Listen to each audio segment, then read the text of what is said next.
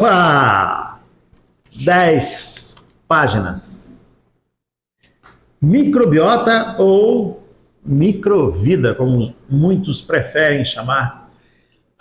Eu já explico. Bora!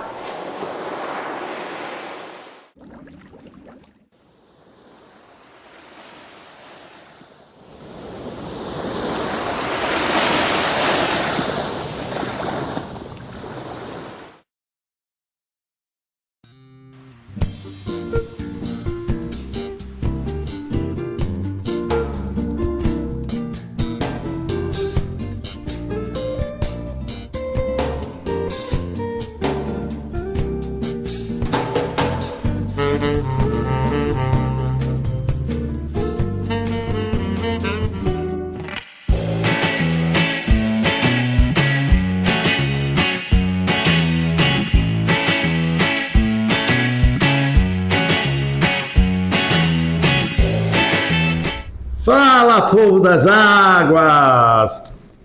Oh, meu Deus, está todo atrapalhado o vídeo hoje. É longo. Muito obrigado, meu Deus, muito obrigado aos meus antepassados, obrigado papai e mamãe, aos meus seguidores, à minha família, obrigado a você, a minha esposa. Daddy Ray, fica aqui, me ajuda aí, vai me dando a assessoria necessária, porque vem muito assunto e já já eu explico o que é que aconteceu. Não esqueça, curso básico de aquarismo. Nele você vai ter um aparado geral sobre tudo que você precisa saber para dar os primeiros passos no mundo do aquarismo, doce, marinho, etc. Além disso, temos o livro Aquários Marinhos de Recifes de Corais, montagem e manutenção, edição de colecionador, tudo aqui comigo, entrando em contato comigo, você adquire o curso e adquire também o livro. O curso eu posso deixar disponível o link aqui na descrição do vídeo, você clica e solicite cupom de desconto, tá? Referente ao mês em questão. Toda a linha de suplementos aqui AquaShow, a melhor custo-benefício numa qualidade comprovada do uso durante vários e vários anos e por muitos seguidores, clientes, amigos, todos com ótimas referências. Além disso, luminárias AquaShow, não se deixe enganar, luminária AquaShow é a luminária AquaShow. Disponíveis em LEDs e híbridas, HQI e LED. Muito bom. Melhor custo-benefício que você vai ter dentro de uma qualidade com muita tecnologia aplicada. Vamos lá, vamos falar desse assunto onde a sugestão para o vídeo de hoje foi dado pelo nosso amigo de Aquiraz, Ceará, Herbert Menezes. Eu peço desculpas e, como vocês já devem ter percebido, esse vídeo está sendo regravado. O que aconteceu? O primeiro vídeo, apesar de ser longo, deu 40 minutos, 35, 40 minutos, 45 minutos, falando sobre esse assunto. Eu tentei condensar em 2 páginas. Eu tinha feito o vídeo no final do dia, vocês perceberam que no final do vídeo até a luz se apagou, eu nem me preocupei em acender, porque já passava do horário de eu sair daqui da empresa. Eu estava cansado, não tinha conseguido lançar o vídeo na edição anterior, no fim de semana anterior, como é de praxe. Todo sábado às 9 da manhã eu tento ver se eu jogo algum vídeo novo no ar. E o cansaço leva a falhas. O assunto é extenso.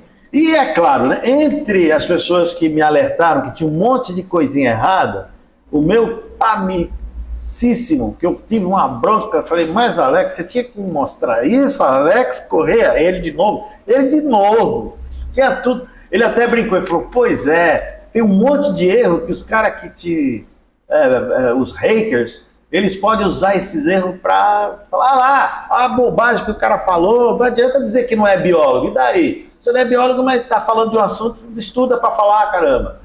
Aí eu falei, mas Alex, isso vai me demorar, eu não estou com tempo. Ele falou, tá bom, deixa do jeito que tá. Aí eu fui dormir, gente do céu. Sabe, quando você, literalmente, eu fui dormir e acordei pensando, eu vou fazer de novo. Vamos fazer de novo? Enfim, na verdade, eu diria que nós precisaríamos não de um vídeo para cada um dos assuntos, para cada um dos grupos que eu vou mencionar nesse vídeo aqui, mas ficou um vídeo muito, assim, eu precisaria de 2, 3 horas falando. Alguns grupos desses, então, os quinidários em especial, né, engloba tudo, praticamente tudo.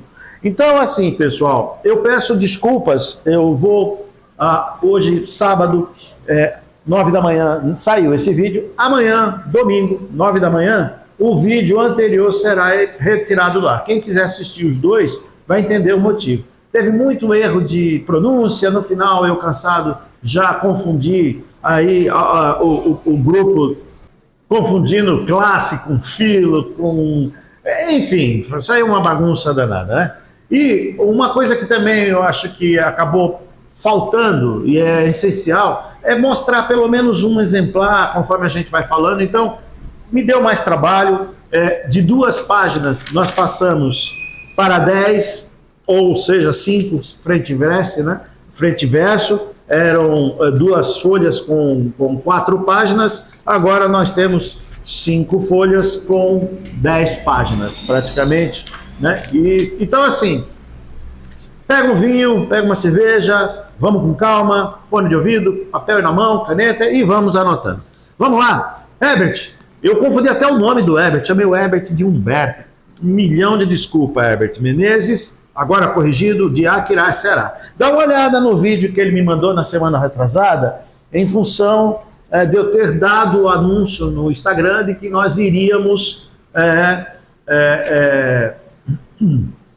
postar, né, fazer o vídeo sobre esse assunto. Olha que legal. E aí, em cima disso, aqui nós vamos começar, mais uma vez, microvida ou micro-organismos, como é o correto ser falado, tá? Lembrando uma coisa, pessoal, há uma grande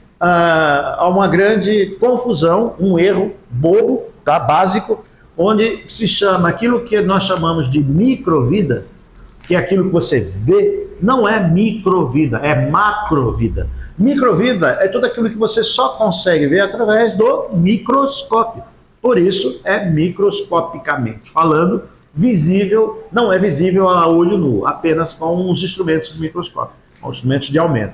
Sendo assim, o primeiro grande erro é chamar os micro-organismos que você enxerga de microvida. Eles são macrobiota. Então nós temos a microbiota visíveis pelo telescópio e a macrobiota vista com olho nu. Então aquilo que é microscópico, microbiota, aquilo que é macroscópico, macrobiota. Partindo-se disso, vamos falar certamente de um dos aspectos mais fascinantes dentro do aquarismo, porque chama atenção por sua excentricidade, né, por ser algo curioso, que traz uma série de descobertas de um universo novo dentro do nosso mundo, tá?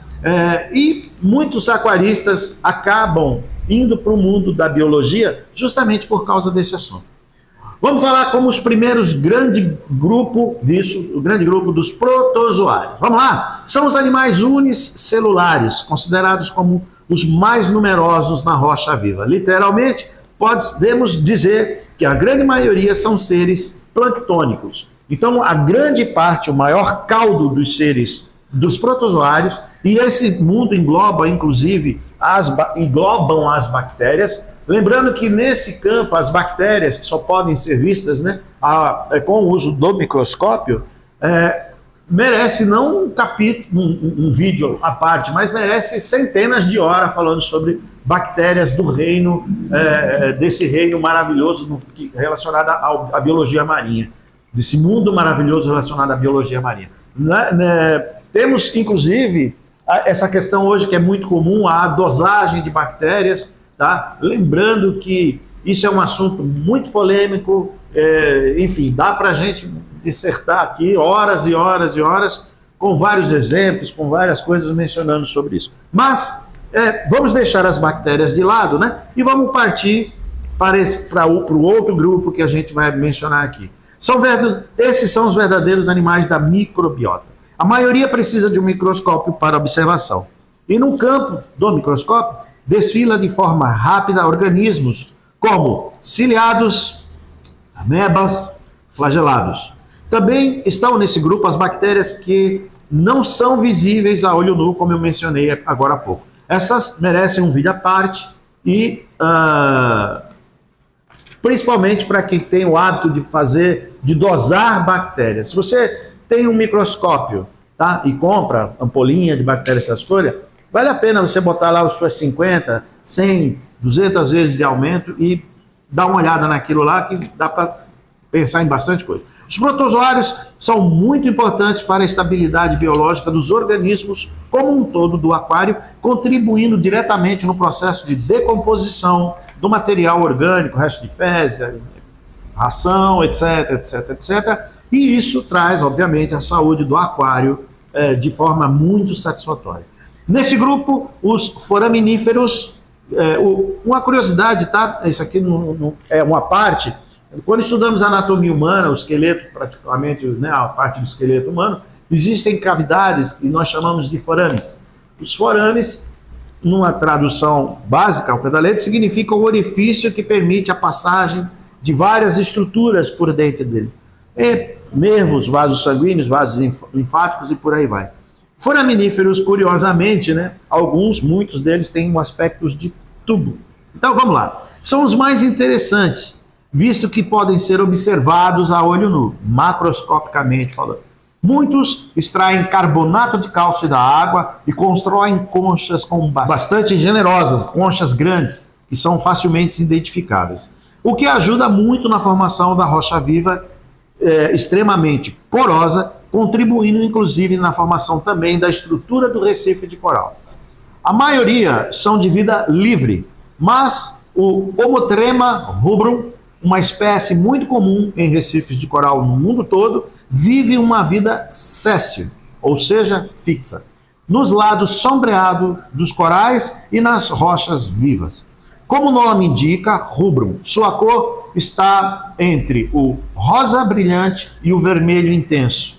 Essas rochas foram a razão pela qual as praias das Bermudas são famosas pelas suas tonalidades rosadas. Na maioria dos aquários de recife de coral, também encontramos grande colônia deste animal de aparência irregular. Vale lembrar que a lista é numerosa e aos que gostam do assunto, compensa uma pesquisa detalhada, principalmente se você tem um microscópio num aumento de 50 até 500 vezes. Você vai se surpreender com o universo paralelo que se abrirá diante de sua visão. Passamos dele, vamos para o segundo grupo, que são os poríferos, as esponjas. Quando coletada, a rocha fresca, ela apresenta dezenas de colônias que não sobrevivem, na sua maioria, por conta do transporte sem as devidas condições.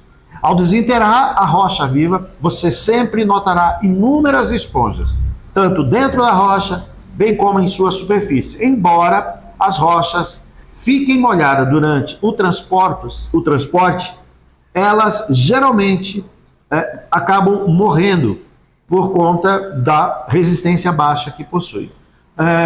A maioria das colônias não conseguem sobreviver a esse transporte. O ideal é embalar a rocha submersa, mas isso é biologicamente e economicamente inviável.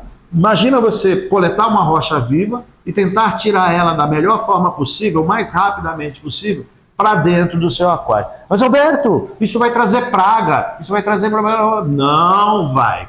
Durante muitos e muitos e muitos anos, no início dos anos, desde os anos 70, 80, 90, etc., a rocha utilizada aqui no Brasil, em São Paulo, eram rochas transportadas dentro de barris, de tonéis de água, que se pegava principalmente na região de Guarapari.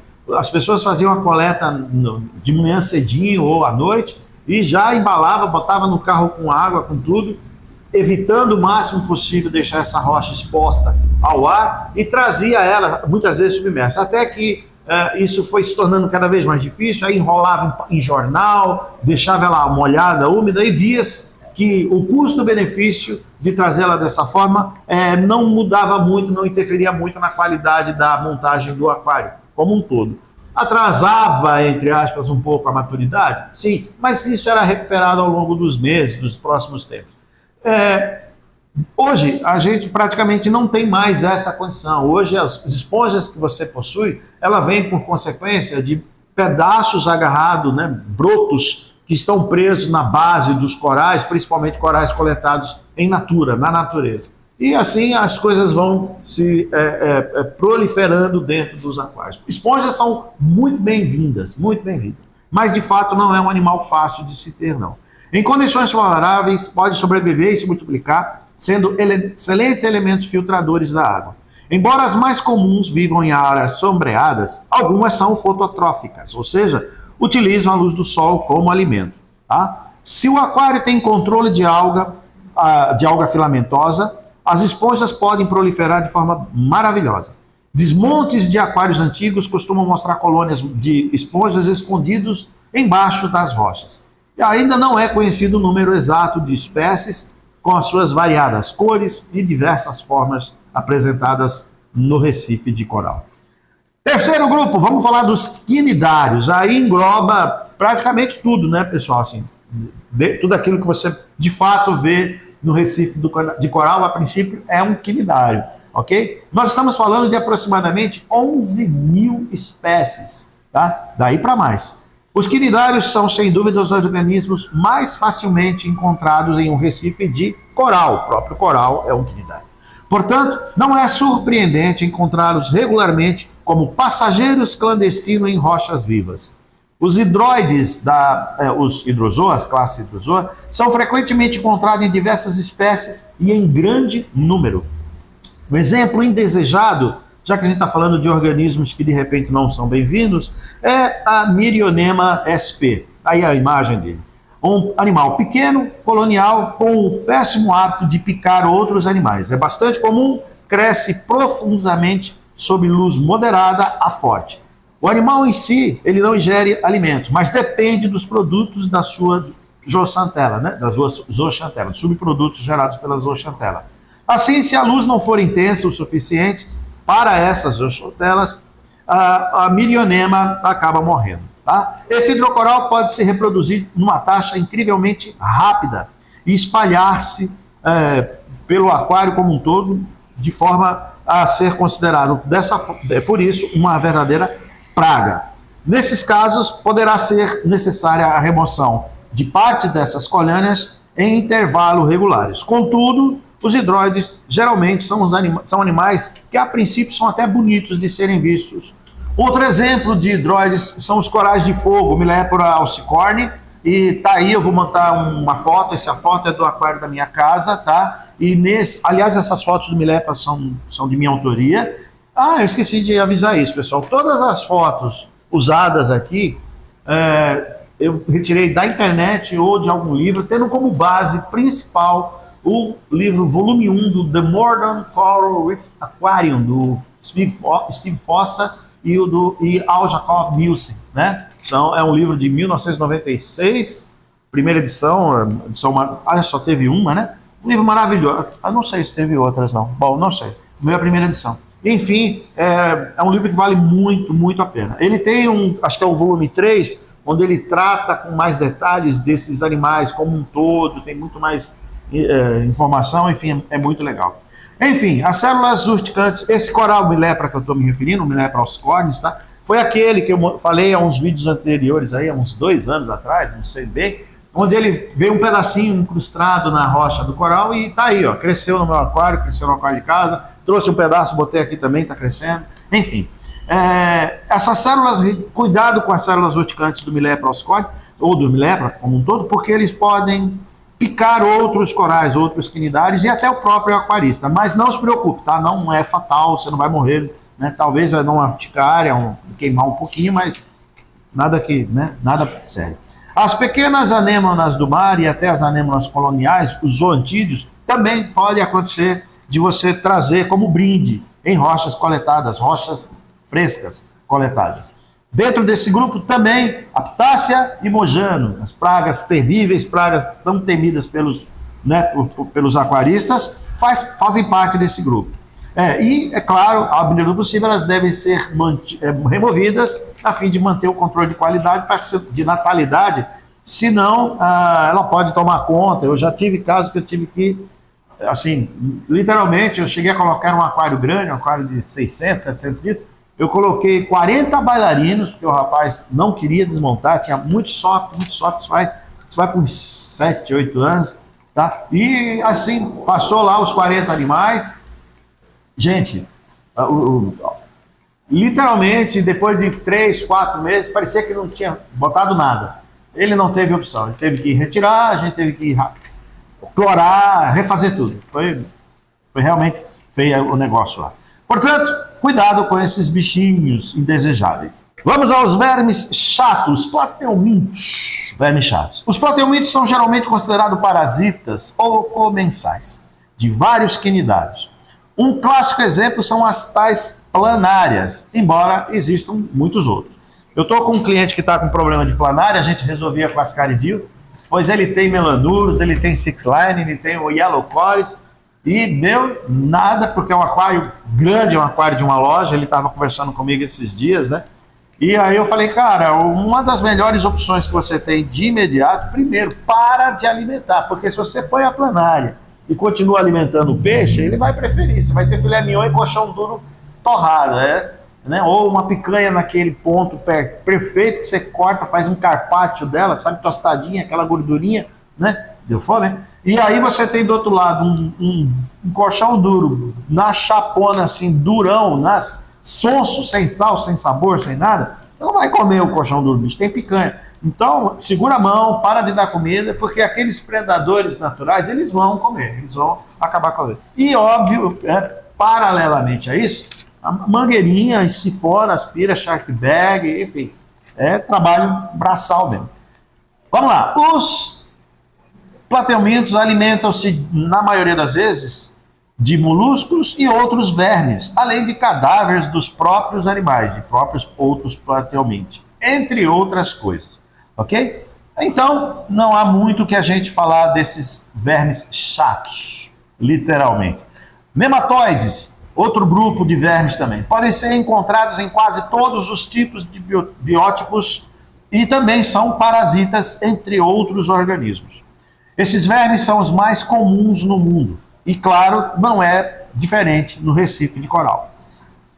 Os nematóides são espécies encontradas em vários aquários e são pequenos e normalmente inofensíveis.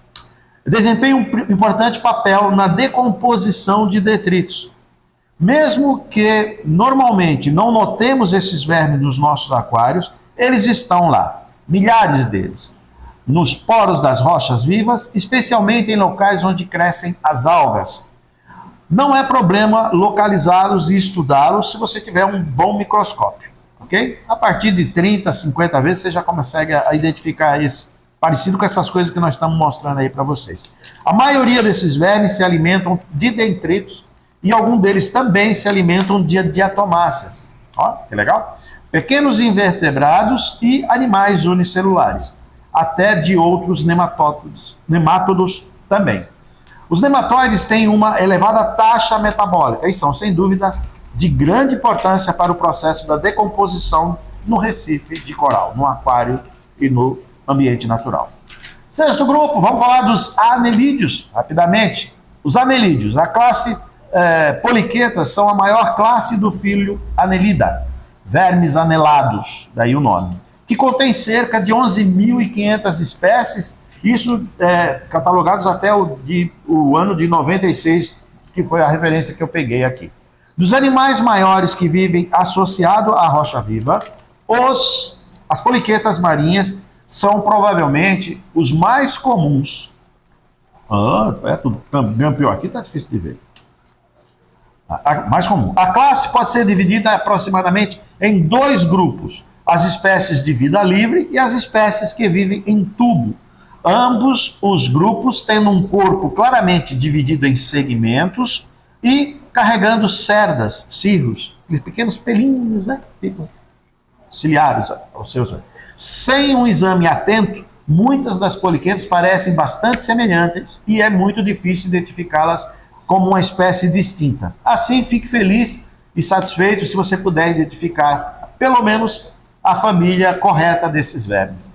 Ao trabalhar com rocha viva pela primeira vez, você pode ficar alarmado ao encontrar os primeiros vermes. Às vezes, chegam a medir 15 centímetros e saem rastejando dos buracos da rocha. Na maioria dos casos, são vermes de vida livre, ok? Os poliquetas possuem cerdas e outros apêndices em cada segmento do seu corpo.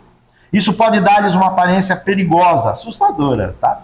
Mas no geral, na maioria dos casos, são totalmente inofensíveis. Apenas algumas espécies são capazes de morder, entre aspas, o aquarista, provocando-lhe um certo urticária ou qualquer coisa do tipo.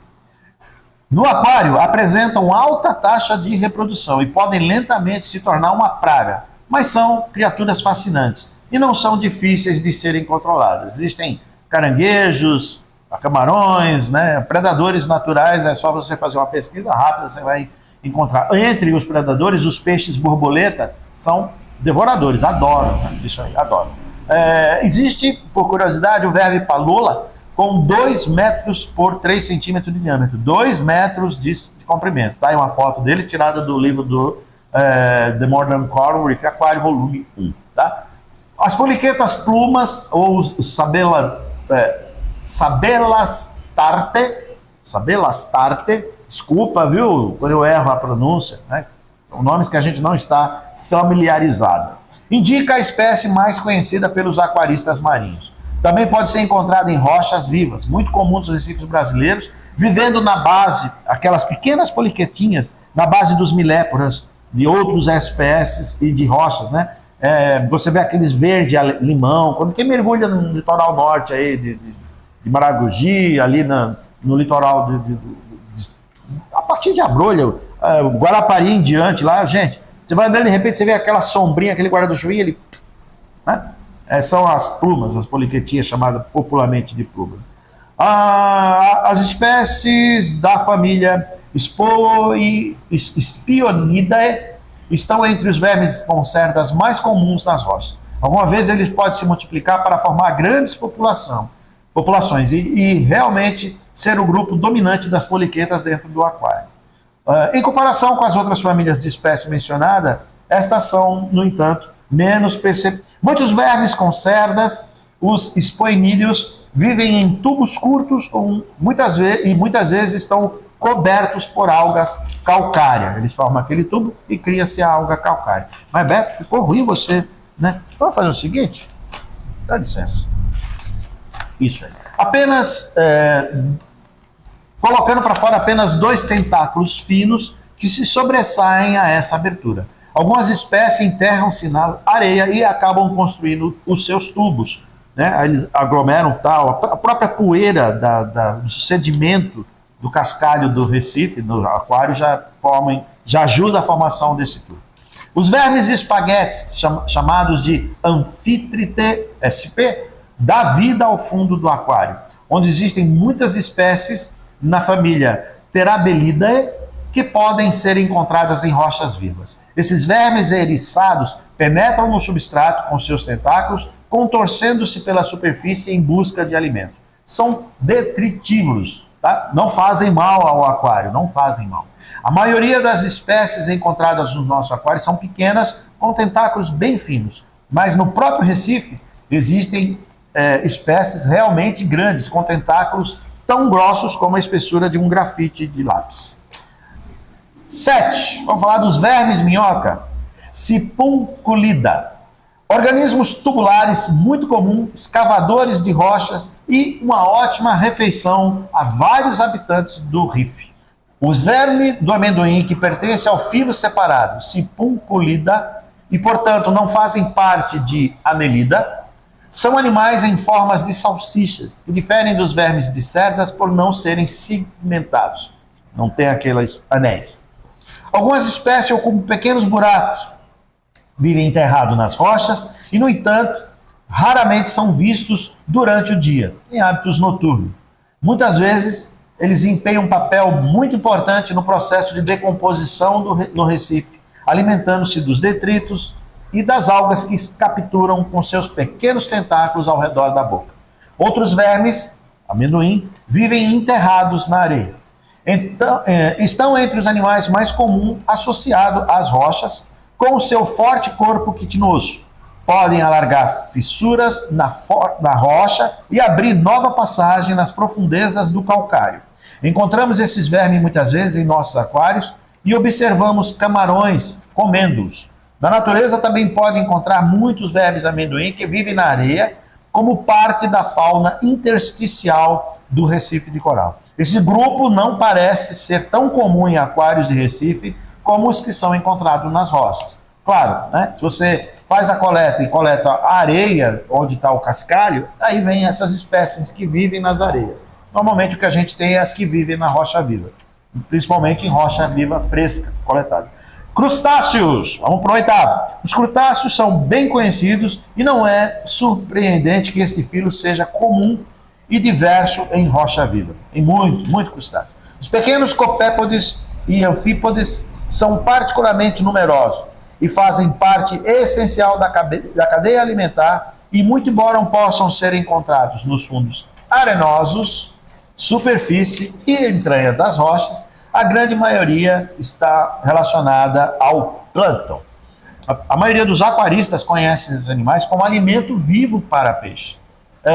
Esses animais microscópicos são também muito comuns ao longo das costas marítimas, do norte ao sul, e são uma parte essencial na cadeia alimentar da maioria dos ecossistemas marinhos.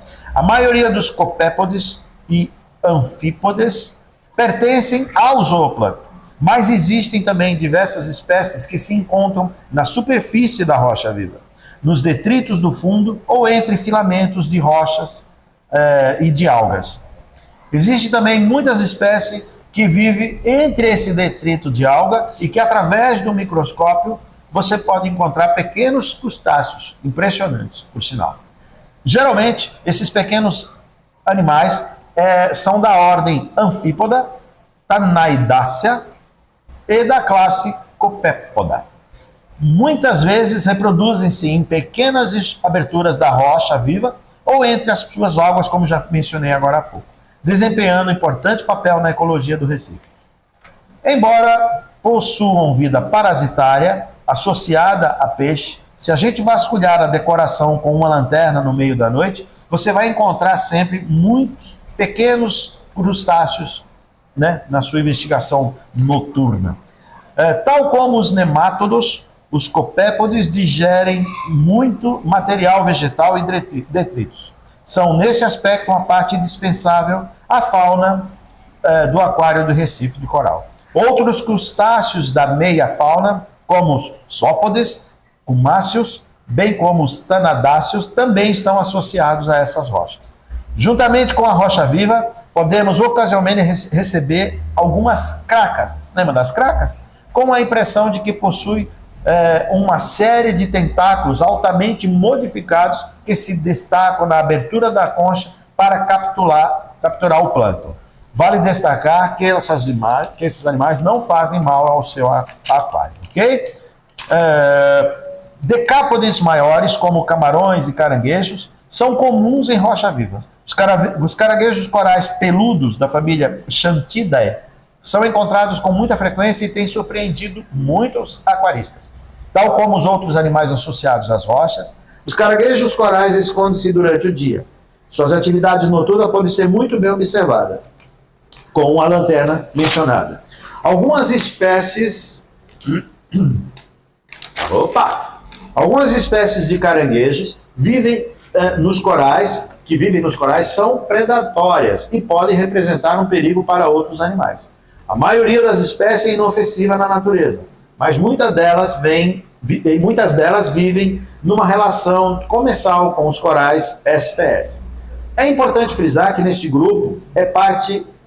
grupo faz parte da fauna. E, de um modo geral, a maioria dessas espécies são inofensivas e eles são importantes como parte da fauna no sentido de capturar material particulado em suspensão na água. Devemos prestar atenção especial a um grupo de crustáceos, o tal do louva-a-Deus, que são o Stomatópoda, tá? Dos gêneros Esquila, Gonodactylus e Odontodactylus. Esses são os mais comuns e podem ser encontrados nas rochas vivas. Tem hábitos predatórios e pode facilmente livrar o seu aquário de peixes e camarões menores. Eu tive um que eu fiz um conto para o meu filho na escola, eu dei o apelido dele de pinça, né? E eu acabei capturando, ele matou, depois de ter matado esternópolis, matou meu bailarino, matou um yellow tongue, um yellow tongue pequenininho, eu tinha um yellow tongue, eu cheguei, o bicho, ele martela, fala, pá, camarão martela, estalo, camarão estalo, enfim. Com suas garras muito desafiadas, na verdade, são os seus segundos, as garras são os seus segundos apêndices torácicos dobrados sobre o tórax, combinados com um movimento excepcionalmente rápido, tá? Eles podem matar organismos que passam por cima deles e até mesmo ferir o aquarista se não tomar cuidado. Já eu ouvi casos, se não me engano, até de vidro quebrado com esses bichos. Felizmente, os grandes louva-a-Deus raramente são trazidos nas rochas vivas. A grande preocupação são os pequenos, né? Esses precisam ser retirados do aquário com certa calma. Como eles vivem dentro de um local, uma toca, muito possivelmente você conseguirá retirar esse animal do aquário com cuidado à noite, durante o dia, removendo essa rocha, deixando ela fora e aí providenciando a remoção desse camarãozinho. Ok? Como foi dito, isópodes, cumáceos, tanaidáceos, além de cracas, cirípedes e os animais com leques, né, que são decápodes, camarões, caranguejos, e difíceis, muitos deles de serem identificados, fazem parte desta vasta lista encontrada nas rochas vivas. Vamos para o ano? Aranhas do mar. Está acabando, você está com pressa? Abre uma cerveja aí, vamos para a segunda parte aqui. Eu ia fazer em 2 vídeos, mas não vou fazendo um só. Né? Aracnídeos. Sim, até o início do ano 2000 eram 600 espécies catalogadas. Aracnídeos e seus parentes não são animais que costumam ser associados ao aquário, mas, no entanto, mesmo representantes desse grupo são encontrados nos aquários modernos. Repetidamente, pequenos caranguejos inofensíveis chegam em nossos aquários como passageiros clandestinos nas rochas. Em alguns casos, encontramos aranhas marinhas em aquários introduzidos com corais e rocha viva, e uma espécie em particular é um parasita de coral duro, de SPS. Trata-se da Calipalene SP. Ok? As aranhas marinhas de vida livre movem-se lentamente pela rocha do aquário e desaparecem. Como aparecem vários meses depois das rochas serem introduzidas no aquário. Isso leva-nos à conclusão de que esses animais interessantes podem sobreviver por muito tempo dentro do sistema sem serem observados. Vamos aos moluscos. São numerosos nas rochas vivas e o filo cefalópode são indesejáveis aos aquários de Recife. Os corais, os polvos, as lulas, etc. Bivalves, esse a gente acha de monte. Os bivalves, os caracóis tubulares da família Vermitidae, são comuns e também fazem parte da fauna da rocha. Já os bivalves encontrados em rocha viva são relativamente frequentes. Penetram no fundo da rocha e apenas parte do sifão pode ser vista. As conchas dos Pholas SP geralmente são coloridas de vermelho profundo. Este é apenas um dos exemplos de bivalves tipicamente encontrado nas rochas. Ao todo, encontramos um grande número de diferentes famílias. Os caracóis tubulares são bastante frequentes e podem, em alguns casos, ser o molusco dominante do aquário de Recife. Por razões desconhecidas, parece que esses caracóis do gênero turbo prosperam extraordinariamente em cativeiro e são animais de hábitos noturnos, comedores de alga, onde as conchas das maiores espécies podem chegar a atingir 20 centímetros de comprimento. Porém, frequentemente eles são espécies bem pequenas, algumas com milímetros de tamanho e difícil de serem detectadas de uma forma rápida dentro do aquário. Muitos caracóis passam toda a vida em seu tubo calcário e por isso eles são frequentemente confundidos como vermes de cerdas que vivem nos tubos também. Esta é a razão do nome da família Vermetidae. O seu estilo de vida céssio os impede de se movimentar e procurar comida. Ok? Em vez disso, eles secretam uma espécie de muco, filamento, pela entrada do tubo, no qual o plâncton e detritos são capturados, e assim eles recolhem para seu alimento, como se isso fosse uma espécie de rede, né?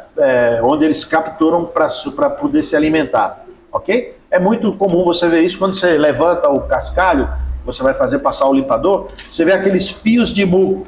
São esses pequenos animais que você está vendo lá, tá? São os caracóis. Os caracóis turbantes noturnos, comedores de alga, como o gênero Turbo Snail, por exemplo, são bem frequentes e são muito encontrados nas rochas. Entre esses animais, tome cuidado com o taís, esse do gênero Gastrópode, da família Muricidae. Tá vendo esse daí? Eu tinha uma fungia, uma heliofungia, Actinoformes, se não me falha a memória, um plate coral, né? Que foi atacado. Eu ganhei isso aí no aniversário, eu contei isso já. Eu ganhei no meu aniversário, isso foi em 98, acho, tá? Julho de 98. Mandei para casa, ele ficou durante vários meses. No final de ano desse da vida qualquer, eu fui para a Riviera de São Lourenço, lá a gente tinha uma casa lá, Talma, e aí eu coletei lá nas pedras de São Lourenço, eu coletei um desses Muracida. E junto com, eu levava alga natural para dar para os meus tangues, para os meus peixes que eu tinha, os herbívoros, e veio um Muracida desse dentro do aquário. Coloquei alguns caramujinhos desse aí. Resumo da ópera, depois de um tempo, o meu plate foi encolhendo, até que eu percebi que ele apodreceu, estava morrendo, tirei do aquário, e aí dentro da concha dele estava o barulhinho, que nem um guiso, né? Um chocalhozinho. Aí eu clorei, botei no cloro, tirei, tem um furo no seu esqueleto, e estava lá a concha do danado dentro. Eu tenho esse esqueleto guardado em algum lugar. Okay? E também cuidado com os búzios, tá? Eles também se alimentam de coral. Um dos moluscos mais fáceis de identificar e que também são importantes são os chítons. Lembra do chíton? Tem gente que fala, faz mal. Não, não faz mal. O chíton pode ser encontrado em grande número nas zonas entre maré, que é o habitat típico dessas espécies mais comuns. Outras espécies vivem embaixo das zonas da maré e elas se movimentam à noite para se alimentar de alga, plâncton, zooplâncton, detritos, etc. Ainda temos nessa lista, para fechar o vídeo, briozoários, entroprocs, semelhantes aos hidrozoários, equinodermos miluscos, lembra das asterinas, pequena? São pequenininhas, eu tento, e o cara olha e fala, Alberto, tira que isso aí come coral, estraga teu coral. Gente, eu tenho asterina há anos, isso não procede, tá? Na prática, eu já vi, nunca, me mostre alguma pessoa que tinha um coral morto pelas estrelinhas. Então, são maravilhosas, são excêntricas, bem legais, não faz mal nenhum, tá? E, fechando a lista, nós temos as assídias. Corrigindo a gafe do último vídeo. Embora não se pareçam conosco, as assídias da classe Acidiacea estão entre os parentes mais próximos dos vertebrados. Pertencem juntamente com nós, seres humanos, aves, ratos, anfíbios e peixes, ao filo Chordata. Na classe Assídias, a corda da espinha dorsal, tão típica dos vertebrados, pode ser vista de forma primitiva no estágio larval, quando os animais se acomodam e iniciam sua vida séssil. A corda desaparece após esse estágio. Bom, não foi um vídeo fácil de fazer, um vídeo chato de editar. Dá para falar muito mais coisa a respeito disso, mas a essência, o principal que eu quero trazer a vocês é que você tire da cabeça essa ideia de que trazer uma rocha no mar vai colocar necessariamente uma praga no seu aquário. Uma prévia lavagem, uma boa lavagem para remoção de algas, macroalgas, se você não tiver nenhum peixe que consuma isso. Senão não tem por que tirar. Essas macroalgas que você tem colocando no aquário, se tiver um yellow tang, um tang nacional, um coeruleus, um baianos, os meus coeruleus aí, baianos, escopa, sabe? Qualquer centropig, qualquer peixe que você tenha que goste de beliscar alga de vez em quando e vá lá e coma, gente, isso é filé mignon, da melhor qualidade possível. Tanto que se eu morasse na beira da praia, se eu morasse principalmente no litoral, eu não ia botar outro alimento para os meus peixes herbívoros, senão sargaço, Caulerpa racemosa e outras espécies caulerpas de um modo geral. Isso é muito bom para eles. Mas é legal na hora que você retirar, se você tiver uma quarentena, você colocar isso separado. Quando a gente comprava rocha viva, uma forma, quando vem rocha natural, rocha fresca, uma forma fácil é você pegar um barril longo, mais alto, colocar um fundo falso com pelo menos 10, 15, 20 centímetros de altura, com placas, aquela colmeia, bota uns calços, e joga lá embaixo um pouquinho de vômito, um pouquinho de camarãozinho morto lá no fundo, coloca uma bomba aeradora, né, uma bombinha USB, qualquer bombinha dessas de 500 litros, soprando para cima a água do mar, e aí você introduz a rocha lá dentro, que com certeza, de um dia para o outro, bicho, os animais, os crustáceos, de uma maneira geral, eles vão sair da rocha, faz passagens, tá, na colmeia, para passar os maiores, os menores, eles vão passar e vão querer comer, e obviamente não vai ter como voltar para a rocha. Essa é uma forma fácil de você livrar a rocha de muitos, do camarão louva-a-Deus, né, o camarão pistola, desses pequenos crustáceos, da aranha, essa aranha que é predadora de coral, enfim, isso é fácil de fazer. Então, numa consulta rápida, uma escovinha de dente, né, e até mesmo, se você quiser, as esponjas seria ideal deixar, mas, como a gente viu, provavelmente elas devem morrer, isso pode elevar a taxa de nutrientes, isso pode desequilibrar, fazer o seu aquário, achei que era maré aqui, não é lá, e está na maré baixa também, eu faço também, fazer o seu aquário acabar elevando taxa de nutriente, e isso pode acarretar eventualmente num desequilíbrio com algas indesejáveis, enfim. Mas é importante, o que mais importante disso é você ter em mente o que eu acabei de dizer.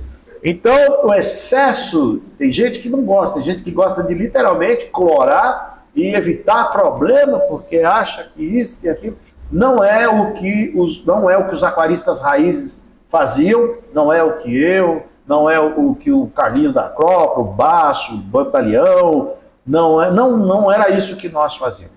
Nós optávamos em usar a água do mar recém-coletada mais rápido possível, a rocha viva dentro d'água, e quando eu ia comprar rocha viva eu levava barril, balde, aí eu pegava em Rio Grande da Serra, acho que era Max o nome do vendedor que tinha em Rio Grande da Serra.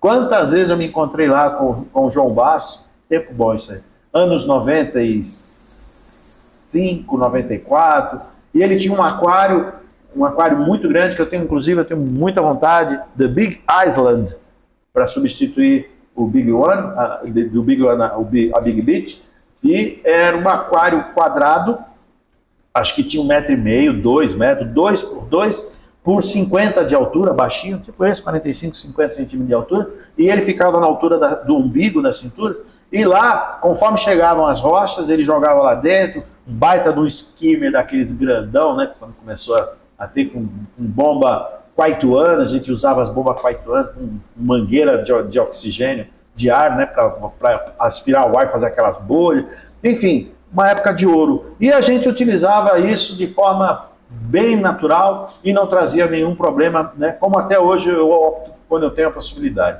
Não raras são as ocasiões, eu já tive, assim, agora eu não faço mais porque eu já tenho uma grande quantidade de biota, de biodiversidade microscópica e macroscópica para os meus aquários, mas eu gostava muito quando eu viajava para o Nordeste, eu pegava uma garrafa de água mineral, né, e tanto do cascalho da alimenta, né, eu aspirava, tirava lá dentro d'água, fechava, isso no dia de vir embora. Eu pegava o avião, tipo, sempre 2 horas da tarde, 1 hora da tarde, eu saía de Maragogi, às vezes 10 da manhã, né, o que eu fazia? Eu acordava mais cedo, ia para o mar, fazia a coleta, pegava rocha, fragmentos de rocha, com alga calcária, esfarelava, e eu enchia 2, 3, 4 garrafinhas de água mineral, com água do mar, e fechava, protegia da luz, porque muitos são sensíveis, tem fotofobismo, e aí eu cobria isso já com plástico dentro do mar mesmo, quando eu trazia, levava para o apartamento, para o hotel, botava dentro da mala que eu despachava, e botava numa caixinha de isopor, lacrava, vedava, mais um outro plástico, amarrava mala, chegava em São Paulo, às vezes 6, 7 horas da noite, né, mais tardar, às vezes 8 horas, pegava o avião 3 horas, a primeira coisa que eu fazia era soltar isso dentro dos meus aquários.